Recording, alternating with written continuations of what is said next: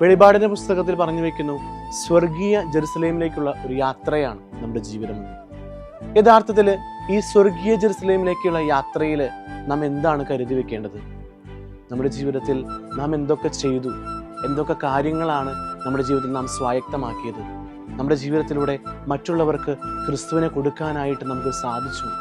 വിശുദ്ധിയിൽ ജീവിക്കാൻ സാധിച്ചു? നന്മകൾ ചെയ്യാൻ സാധിച്ചു? ഇത് മാത്രമാണ് നമ്മുടെ ജീവിതത്തിൽ കൂടെ ഉണ്ടാവുകയുള്ളൂ.